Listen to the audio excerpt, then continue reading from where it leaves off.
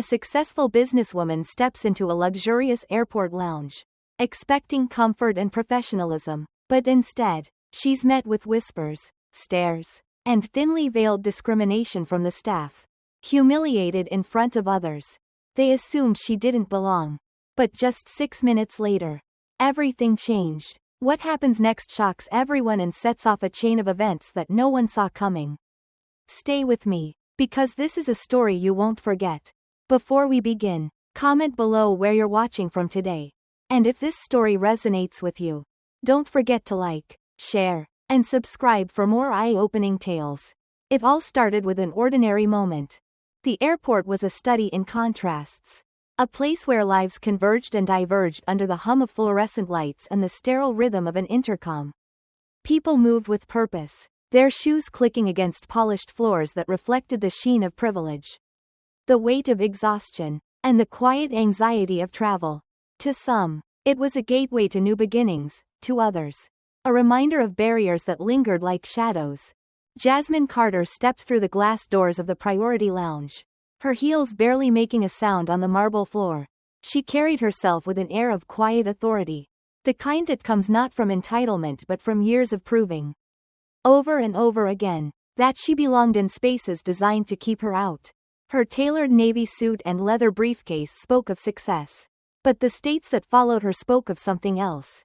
Questions unasked, assumptions unspoken, judgments unrelenting. The first ripple of discomfort came in the form of a young man with a clipboard. His uniform neatly pressed, his demeanor a touch too stiff.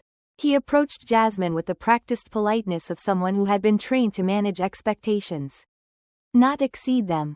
"Good afternoon, ma'am," he said, his smile polite but not warm. "May I see your boarding pass and membership card?" Jasmine reached into her briefcase and produced the documents with the ease of someone who had done this many times before. "Here you go," she said, her tone even, her expression calm. The young man took the card, his eyes flicking over it with an intensity that felt unnecessary. He hesitated, just long enough to let Jasmine feel the weight of it, before nodding and disappearing behind the counter. Jasmine remained standing, her posture steady, but the murmurs around her were hard to ignore. A couple seated nearby exchanged glances, their voices low but audible enough to carry. "She doesn't look like a member," one of them said. The other laughed softly, a sound that landed sharper than any word could. The second wave came when the young man returned, not alone, but accompanied by a woman whose red blazer and sharp expression radiated authority. Her name tag read Heather, and the way she approached Jasmine suggested she had already made up her mind about her. "Miss Carter," Heather said, holding up Jasmine's membership card as though it were counterfeit. "Are you aware that this is a priority lounge?" The question hung in the air, heavy with implications. Jasmine's grip on her briefcase tightened, but her expression remained neutral. "Yes, I'm aware," she said, her voice measured. "I've been a priority member for over 5 years." Heather's smile was tight, her eyes scanning Jasmine with a scrutiny that felt invasive. "I'll need to verify this," she said, her tone dripping with condescension. "It's just standard procedure." Jasmine stepped back slightly, her shoulders squared, her gaze unflinching. "Take your time," she said, her voice calm but firm. As Heather disappeared behind the counter, the stairs in the lounge grew heavier. Jasmine could feel them pressing against her back, the unspoken questions cutting sharper than the whispers. What is she doing here? How could someone like her afford this? Heather returned moments later, her expression a mixture of smugness and faux professionalism. "Everything checks out," she said, handing the card back. "However, I must remind you that priority members are expected to adhere to certain standards of decorum." Jasmine raised an eyebrow, her calm exterior beginning to fray at the edges. "And what standards would those be?" Heather's smile widened, her condescension unmistakable. "Let's just say we expect a level of refinement that reflects the exclusivity of this space." The words landed like a slap. But Jasmine didn't flinch. She straightened her blazer and gave Heather a cool, measured look. "Thank you for clarifying," she said. Then, without waiting for a response, she walked to a seat in the corner of the lounge, her steps deliberate, her back straight. As she sat down, Jasmine felt the weight of the encounter settling into her chest. This wasn't the first time she had been made to feel small in a space that should have been neutral. And she knew it wouldn't be the last. She opened her briefcase, pulling out her phone. Her fingers hovered over the screen as she considered her next move. Jasmine Carter was not the type to raise her voice or demand attention. She knew that real power didn't come from shouting. It came from knowing when to act. And how. Taking a deep breath, she tapped on a contact and lifted the phone to her ear. "This is Jasmine Carter," she said, her voice calm but carrying an unmistakable edge. "We need to talk about the contract with Skyline Air. There's been an incident." The storm, she knew, was only just beginning. The air in the lounge seemed thicker now. The low hum of conversation mingling with the occasional clink of glasses and the shuffle of papers. Jasmine Carter sat in the corner, her phone resting face down on the sleek table in front of her. She could still feel the lingering stares, the weight of them pressing against her as though the room itself had turned into a jury. The first test of the hour came in the form of a waiter. A young man with a nervous energy that didn't quite match the polished demeanor of the lounge. He approached Jasmine's table hesitantly, his tray balanced with practiced precision. "Good afternoon, ma'am," he said, his tone polite but slightly rushed. "Can I get you anything to drink?"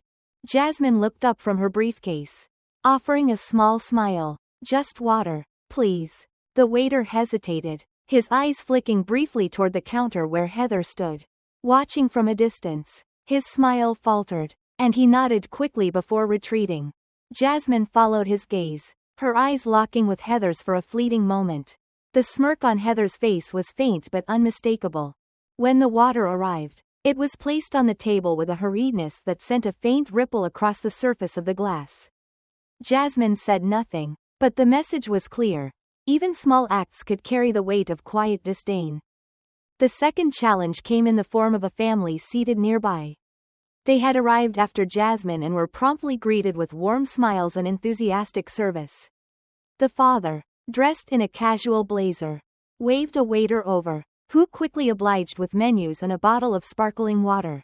"Anything else we can get you?" the waiter asked, his tone far warmer than it had been with Jasmine.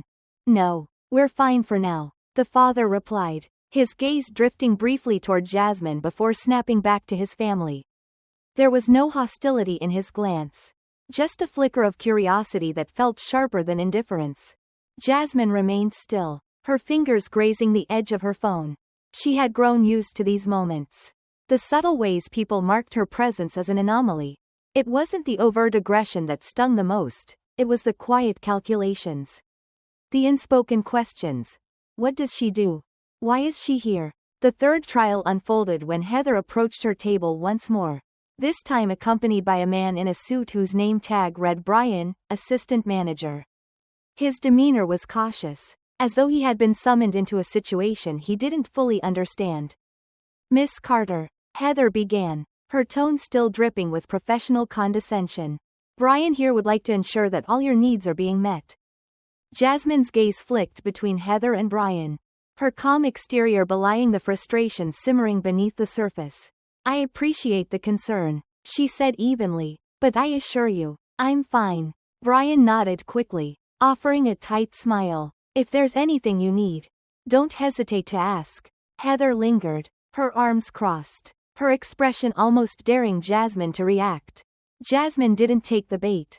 Instead, she leaned back slightly, her posture composed. "Thank you, Brian," she said, her voice steady. "I trust you'll extend the same courtesy to all your guests." Brian blinked, unsure how to respond, but Heather's smirk faltered ever so slightly. Without another word, they retreated, leaving Jasmine to the quiet storm building within her. The final moment of the hour came when Jasmine glanced at her phone and saw the message she had been waiting for. "Call me when you're ready. Anderson." She picked up the glass of water, its surface now still, and took a deliberate sip. Placing it back down, she tapped on the message and responded with a single word, "Now." Within moments, her phone buzzed. Jasmine answered, her voice calm but carrying an unmistakable edge.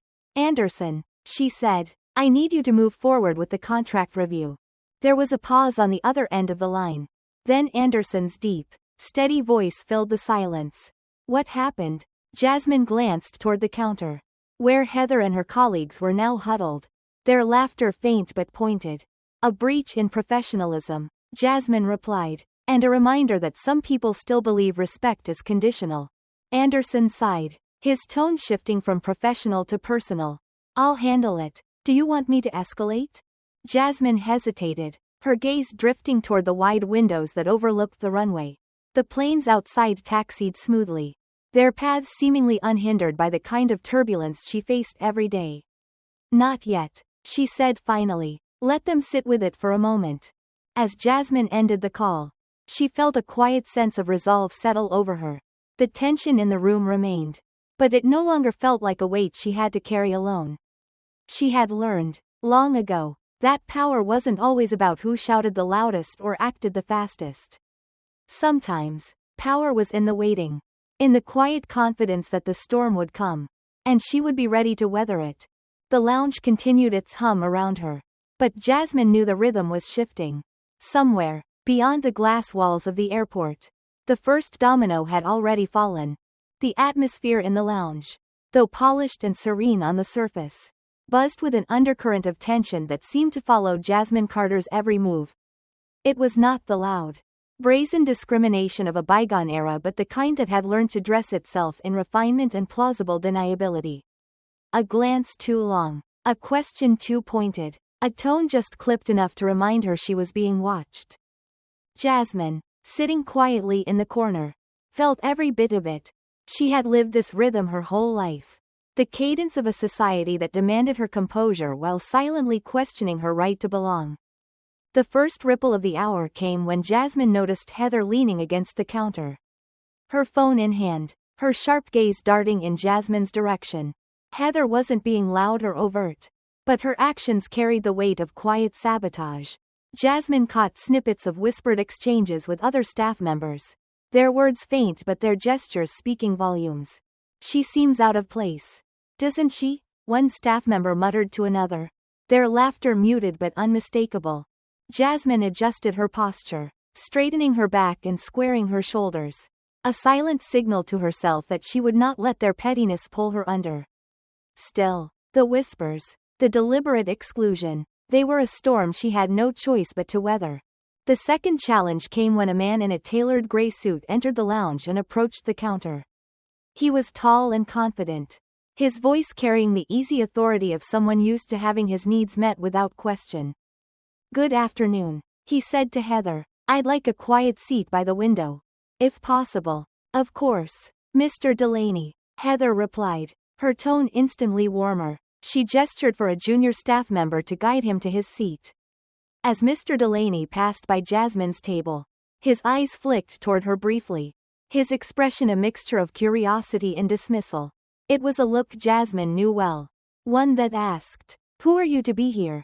Heather returned to her post, her gaze following Mr. Delaney with a mix of deference and eagerness. But as she turned her attention back to Jasmine, her demeanor shifted again, her polite mask slipping into something harder, sharper. Jasmine didn't flinch. Instead, she reached into her briefcase and pulled out a leather-bound notebook. She flipped it open and began jotting notes, her pen moving swiftly across the page. The act was simple, but it carried its own quiet defiance, a refusal to shrink under their gaze. The third, more deliberate test came in the form of a waiter. This time, it wasn't the young man who had served her earlier but an older staff member with a name tag that read Edward. He approached her table with a tray of drinks meant for another party and stopped just short of Jasmine. "Excuse me, ma'am," Edward Saeed, his tone cordial but distant. "I believe there's been a mix-up. Are you certain this is your assigned seat?" Jasmine looked up from her notebook, her expression calm but unyielding. "Yes," she replied, her voice steady. "I'm certain." Edward hesitated, clearly uncomfortable but unwilling to back down. "It's just, we've had instances of guests misreading their seating assignments before." Jasmine's lips curved into a faint smile, though her eyes were sharp. "I assure you, I'm not mistaken, but if you'd like to check with your manager again, feel free." Edward's cheeks flushed slightly as he stammered a response. No, that won't be necessary." "Good," Jasmine said, returning her gaze to her notebook. Then we're done here. The fourth challenge of the hour came when Jasmine's phone buzzed with a message from Anderson. Call me. We have updates. She stepped out of the lounge, her heels clicking softly against the marble floor, and found a quiet corner near the panoramic windows overlooking the tarmac. Anderson, she said when the call connected. Tell me what's happening. We've reviewed the terms of the Skyline contract. Anderson said, his voice calm but resolute. Legally, we have every right to terminate. If you're ready, we can move forward. Jasmine exhaled slowly, her gaze fixed on the planes taxiing below. Not yet, she said after a moment. Let them sit with it a little longer. There was a pause on the other end of the line. You're sure? I'm sure, Jasmine replied. Sometimes silence is louder than action. When Jasmine returned to the lounge, the atmosphere seemed to shift around her, the subtle hum of tension amplifying as though the room itself recognized her resolve. Heather's gaze followed her as she moved, but Jasmine didn't acknowledge it. Instead, she sat back at her table, folded her hands neatly, and waited. She had learned, over years of navigating these spaces, that battles weren't always won in the heat of the moment. Sometimes, they were won in the stillness that came before the storm. And Jasmine Carter had no intention of losing. The lounge, with its polished surfaces and muted elegance, had begun to feel like a battleground. A quiet, insidious war where the weapons were glances, whispers, and carefully worded slights. Jasmine Carter remained seated in her corner, her posture poised but her senses attuned to the shifting atmosphere around her. The challenges she faced here weren't new, but the accumulation of them, the subtle indignities that came one after another, was like water wearing away stone. The first skirmish of the afternoon came when Heather, ever the watchful gatekeeper, approached Jasmine's table once more. Her expression was practiced, her smile a veneer stretched too thin to conceal the intent beneath it. Miss Carter, Heather began, her tone laced with a false politeness that made Jasmine's skin prickle. I wanted to ensure everything is to your satisfaction. We value all our guests here, of course. Heather's emphasis on all landed with the precision of a dart. Jasmine set her notebook down slowly, meeting Heather's gaze with calm intensity. Everything is fine, Jasmine replied, her tone steady, though I appreciate your persistent attention. Heather's smile twitched, a momentary crack in her composure. It's just my job, she said, her words carefully chosen but her tone sharp. To maintain the standards of this lounge. And do those standards include repeatedly questioning certain guests? Jasmine asked, her voice low but pointed. Heather hesitated, her professional mask faltering for a split second before she recovered. We aim to ensure a seamless experience for everyone. Jasmine leaned back slightly, her eyes never leaving Heather's. Then I trust you'll extend that courtesy evenly. The second blow came from a group of businessmen who entered the lounge with the swagger of entitlement. Their laughter was loud, their voices carrying across the room as though the space belonged to them. One of them, a man with silver hair and a navy suit that screamed money, glanced toward Jasmine as he passed her table. Didn't expect to see someone like you here, he said, his tone casual but barbed. Jasmine's eyes flicked up to meet his, her expression unreadable. And yet, here I am, she replied, her words delivered with a calm that belied the anger simmering beneath her skin. The man smirked, clearly amused by her composure. Must be a special occasion. Jasmine didn't respond. She had learned long ago that silence, when wielded correctly, could be its own form of power. The third and most jarring challenge of the hour came in the form of an email notification that appeared on Jasmine's phone. It was from Anderson, marked urgent. Subject: contract update.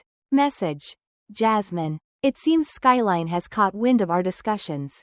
They've reached out to propose a meeting. Do you want to proceed? Jasmine's fingers hovered over the screen, her mind racing. She glanced toward the counter, where Heather was now speaking animatedly with another staff member. Her gestures sharp, her smile tight. Jasmine could see the dynamic clearly. Heather, emboldened by her perceived authority, spreading her version of events to anyone who would listen. She tapped a reply to Anderson. Schedule the meeting. Let's see what they have to say. The final confrontation of the hour came just as Jasmine was preparing to leave the lounge. As she rose from her seat, sliding her notebook into her briefcase, Heather approached her one last time. There was something different in her demeanor now. Less smug, more cautious, as though she sensed the tide was beginning to turn. "Miss Carter," Heather began, her voice quieter than before. "If there was any misunderstanding earlier, I want to apologize." Jasmine tilted her head slightly, studying Heather with a mixture of curiosity and weariness. "A misunderstanding?" she repeated, her tone measured. "That's an interesting way to frame it." Heather flushed, her carefully constructed facade beginning to crumble. "I only meant that we hold all our guests to the same high standards." Jasmine's gaze was steady, unyielding. "Do you?" she asked softly, the weight of the question landing like a stone between them. Heather opened her mouth to respond but seemed to think better of it. She stepped back, her posture rigid, her smile fading. For the first time, Jasmine saw uncertainty in her eyes, a flicker of doubt that suggested she was beginning to understand the consequences of her actions. As Jasmine walked out of the lounge, the tension in the room seemed to shift behind her. The quiet war had not yet ended, but the balance of power had begun to tilt. Jasmine felt the familiar weight of the moment settle onto her shoulders. Not as a burden but as a reminder. The fight for dignity was never straightforward. And it was never easy. But she had faced worse before. And she was far from done. The world outside the airport was moving at its relentless pace. Cars rushing by, travelers hurrying to their gates. But inside the priority lounge, time seemed to have slowed. Jasmine Carter, having endured hours of subtle affronts and unspoken judgments, stood at the edge of a storm she could feel but not yet see. She had always known that battles like this were not won in a single moment, but in the accumulation of choices, each one more deliberate than the last. The first test of the hour came in the form of an unexpected conversation. As Jasmine moved toward the lounge's exit, a middle-aged woman with salt and pepper hair and kind, if hesitant, eyes approached her. The woman, dressed in a casual yet elegant outfit, carried the air of someone who was accustomed to blending in without drawing attention. "Excuse me," the woman began, her voice soft but earnest. "I just wanted to say, I saw what happened earlier. The way they treated you.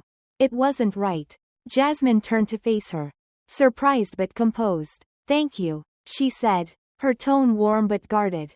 The woman hesitated, glancing around as though afraid to be overheard. "It's not my place to say this. But I've been coming here for years. And I've seen how they act. You're not the first person they've made uncomfortable." Jasmine studied her for a moment, her mind turning over the implications of the woman's words. "Why didn't you say anything?" she asked, her voice free of accusation but heavy with meaning. The woman looked down, her fingers twisting the strap of her bag. "I didn't know what to say," she admitted, "but seeing you stand up to them, it made me realize I should have done more." Jasmine nodded slowly, a small smile touching her lips. "It's never too late to start," she said gently. The woman gave a faint smile in return before slipping away, leaving Jasmine to reflect on the quiet power of witnessing. Even in silence, there was potential for change, for accountability, for justice. The second challenge came when Jasmine received a call from Anderson, her COO. She stepped into a quieter corner of the airport, her phone pressed to her ear. "They've requested a meeting," Anderson said without preamble. "Skyline wants to discuss the contract. Apparently, word of today's incident has reached the higher-ups." Jasmine felt a surge of satisfaction tempered by caution. "And what's their tone?" she asked. "Desperate," Anderson replied. "They know what's at stake." Jasmine nodded to herself. "Set the meeting, but let them come to us." "Understood," Anderson said. Then, after a pause, he added, "You've got them rattled, Jasmine. Whatever happens next, they know they're not in control anymore." The third and most visceral confrontation came as Jasmine returned to the lounge to retrieve her belongings. Heather was there, still behind the counter, her earlier smugness replaced by a thin veneer of professionalism. She glanced up as Jasmine entered, her expression unreadable but her posture stiff. Jasmine approached the counter with deliberate steps, her gaze fixed on Heather. For a moment, neither woman spoke, the air between them heavy with unspoken words. Miss Carter, Heather began, her voice strained. I wanted to apologize for any misunderstanding earlier. Jasmine raised an eyebrow, her calm exterior masking the fire that simmered beneath. A misunderstanding? She repeated, her tone even but sharp. That's an interesting way to describe what happened. Heather's hands fidgeted with the pen, her composure faltering. I didn't mean to offend you, she said quickly. It was never my intention. Quote, your intentions, Jasmine interrupted, her voice cutting through Heather's excuse like a blade, are irrelevant. What matters is the impact of your actions. Do you understand that? Heather froze, her mouth opening and closing as though searching for a response. Finally, she nodded, her face pale. Yes, I understand. Jasmine leaned forward slightly, her presence commanding. Good, she said, because this isn't just about me. It's about every person who walks through those doors and deserves to be treated with respect. No matter who they are or what you think they look like. Heather's eyes dropped to the counter, her earlier arrogance now fully replaced by discomfort. Jasmine straightened, her gaze steady as she turned and walked away. As Jasmine exited the lounge for the final time, she felt the weight of the day begin to shift. She had not sought this confrontation, but she had faced it with the quiet determination that had carried her through so many battles before. The war wasn't over, far from it, but the balance was tipping, and Jasmine Carter had no intention of letting it tip back. The storm was brewing, and this time, she would make sure it didn't pass unnoticed. The day had shifted. The airport, a place Jasmine Carter had long seen as a liminal space, a purgatory between destinations, was now charged with a tension that seemed to vibrate in the very air. She had spent years mastering the art of quiet resistance, knowing when to stand still and when to push forward. But now, she felt the weight of not just her own journey but the countless others who had walked this path before her. Their stories carried in the silence that followed her every step. The first challenge came in the form of an email. As Jasmine sat in the small cafe near the terminal, her phone buzzed with a notification. The sender's name was familiar. Edward Langston, Skyline Regional Director. Subject: request for immediate meeting. Message: Miss Carter, we deeply regret the incidents that occurred today and would like to address them directly. Could you please meet us at your earliest convenience? We value your business and wish to make amends. Jasmine read the email twice, her expression unreadable. It was an olive branch, but it reeked of desperation. Skyline Air, once so assured of its dominance, now scrambled to regain footing. But Jasmine knew better than to trust an apology offered only when consequences loomed. She forwarded the email to Anderson with a single note: let's make them wait. The second test came as Jasmine prepared to board her flight. The priority lane, a symbol of exclusivity and privilege, was bustling with travelers, each of them carrying the same air of entitlement that had filled the lounge earlier. As Jasmine handed her boarding pass to the gate agent, a man in his 60s, dressed in a tailored suit, stepped forward. His voice carried the casual entitlement of someone who had never been told to wait. Excuse me, he said, gesturing toward Jasmine. Are you sure she's in the right line? The gate agent, a young woman who had clearly endured a long day, hesitated, her eyes darting between Jasmine and the man. Before she could respond, Jasmine turned to face him, her expression calm but unyielding. I assure you, she said, her voice cutting through the tension like a blade. I am exactly where I'm supposed to be. The man faltered, his face flushing as he stepped back. The gate agent handed Jasmine her ticket without a word, her hands shaking slightly. Jasmine offered her a small, reassuring smile before moving toward the plane. She had no interest in dwelling on the man's ignorance, but the sting of his assumption lingered nonetheless. The third challenge came as Jasmine settled into her seat in the business class cabin. The attendant, a middle-aged woman with a practiced smile, approached with a tray of pre-flight drinks. Champagne, orange juice, or water? The attendant asked. Her tone clipped. Champagne, please, Jasmine replied, her voice steady. The attendant poured the glass but hesitated as she placed it on Jasmine's tray table. Her eyes lingered for a moment too long. her smile faltering as though she were reconsidering Jasmine's place in this section of the plane. Jasmine held her gaze, unflinching, until the attendant stepped away. Across the aisle, a passenger, a white woman in her 40s, watched the exchange with thinly veiled curiosity. Jasmine could feel the woman's eyes on her, could almost hear the questions forming in her mind. What does she do? How does she belong here? Jasmine sipped her champagne, her composure intact. She had spent a lifetime navigating these moments. And she knew they weren't about her alone.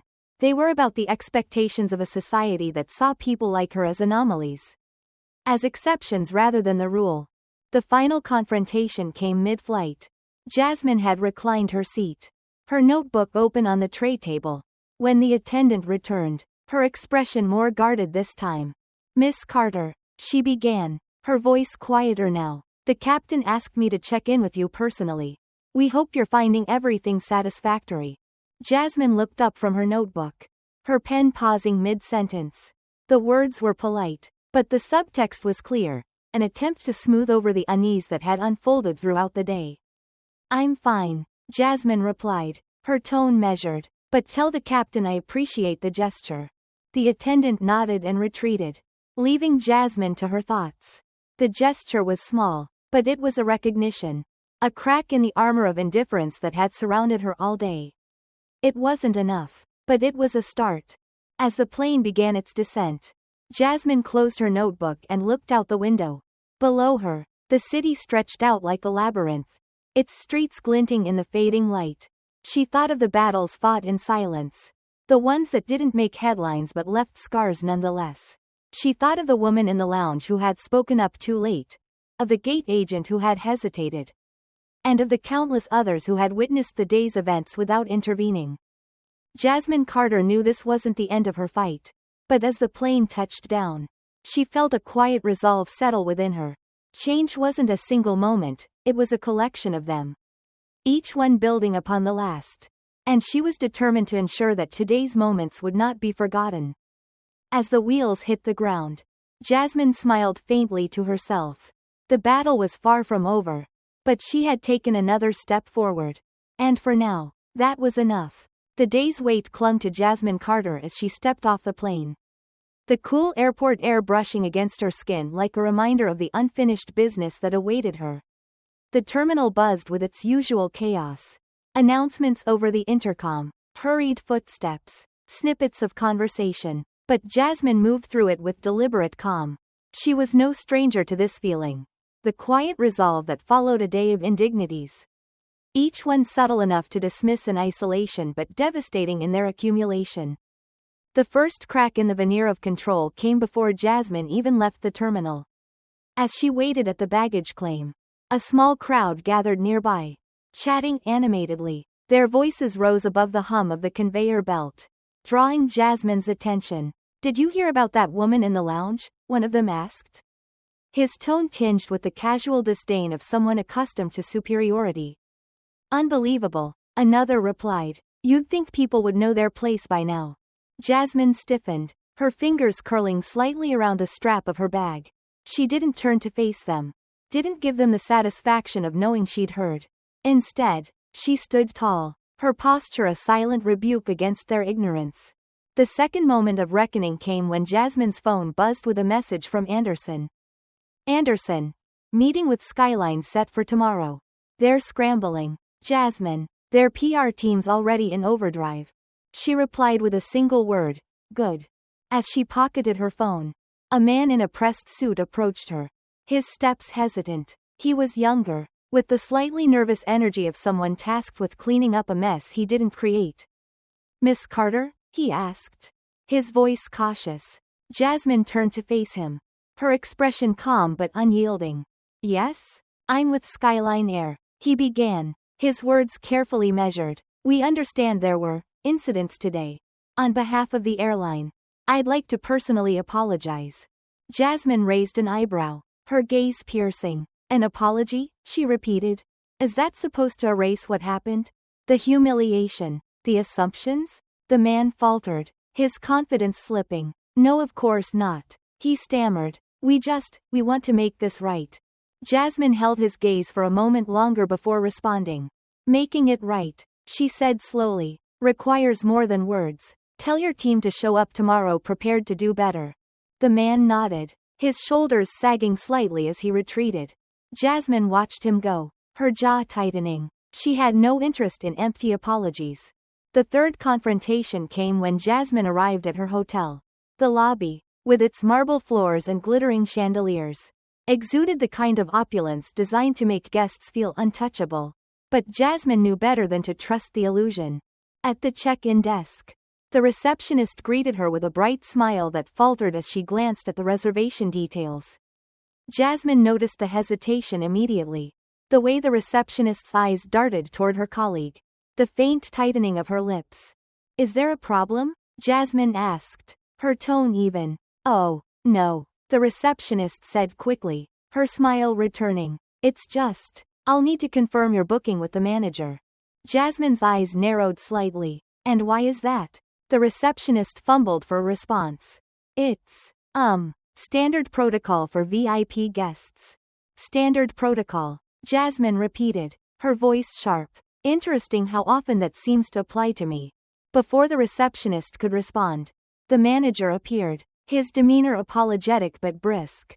Miss Carter, I assure you, everything is in order. Let me personally escort you to your suite. Jasmine allowed him to lead the way, her expression unreadable. She had learned to pick her battles. But the sting of being questioned, again, was not so easily ignored. The final confrontation of the night came in the quiet of Jasmine's hotel room. The city lights stretched out before her, their glow reflecting off the glass walls. She stood by the window, her arms crossed, her mind racing with the events of the day. Her phone buzzed with another message from Anderson.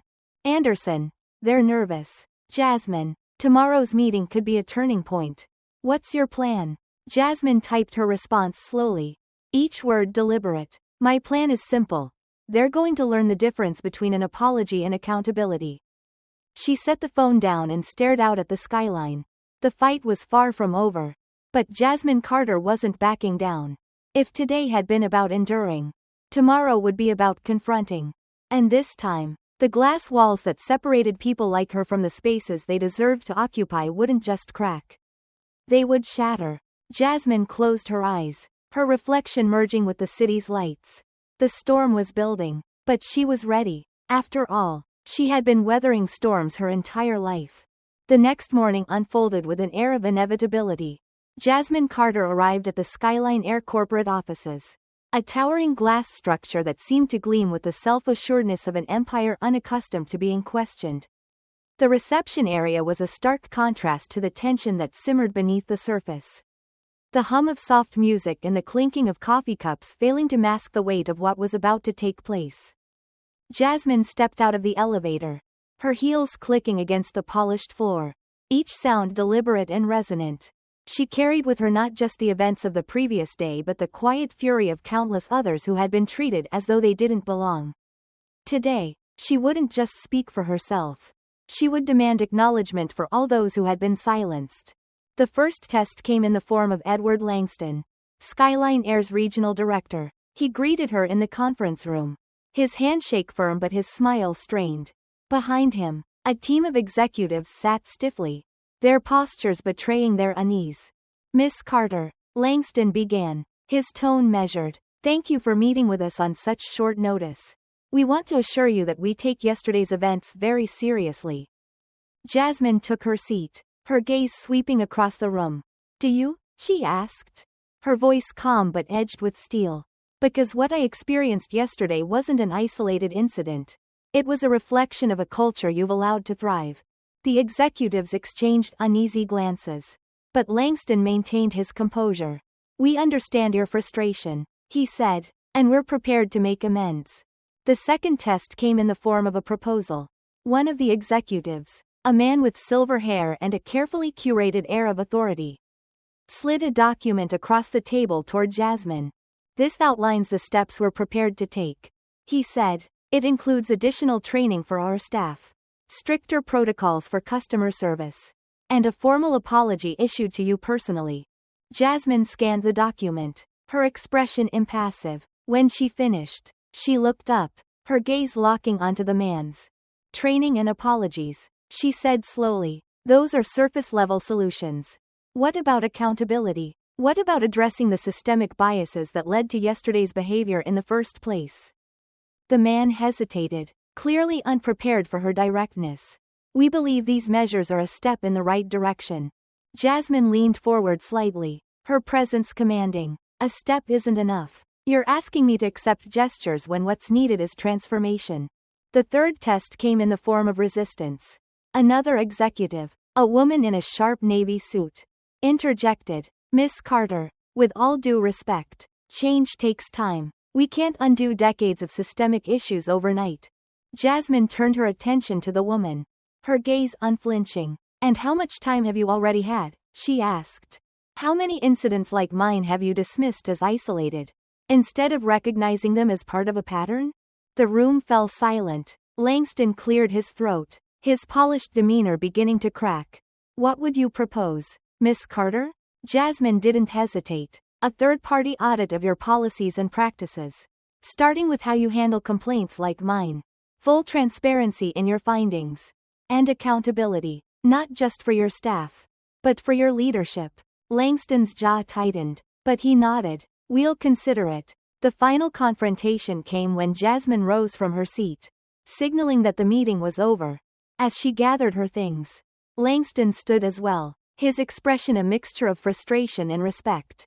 Miss Carter, he said, his voice quieter now, you've made your point. We'll take your concerns seriously. Jasmine paused, her gaze steady. See that you do, she replied, because this isn't just about me. It's about every passenger who's ever been dismissed, belittled, or disrespected. You have an opportunity here, not just to save face, but to do the right thing. Langston nodded, but Jasmine could see the doubt lingering in his eyes. She had done what she could. The rest would be up to them. As Jasmine walked out of the building, the sun breaking through the clouds, she felt a weight lift from her shoulders. The battle wasn't over. She knew that much, but she had forced a reckoning. She had held them accountable, if only for a moment. And she had reminded them that change wasn't a choice but a necessity. Her phone buzzed in her hand. It was a message from Anderson. Anderson, press is already picking up the story. You've got people talking. Jasmine, this is bigger than Skyline now. Jasmine smiled faintly, slipping her phone back into her bag. She didn't need the world to know her name. She needed the world to change. And for the first time in a long time, she believed it might. That night, as she sat in her hotel room, the city lights stretching out before her, Jasmine allowed herself a moment of quiet reflection. The fight against injustice was long, grueling, and often thankless. But moments like this, moments where the glass walls cracked, where the seeds of transformation were planted, made it all worthwhile. For Jasmine Carter, the journey was far from over. But tonight, she rested in the knowledge that she had taken another step forward. And she would keep moving until the horizon of justice was no longer a distant dream but a reality within reach.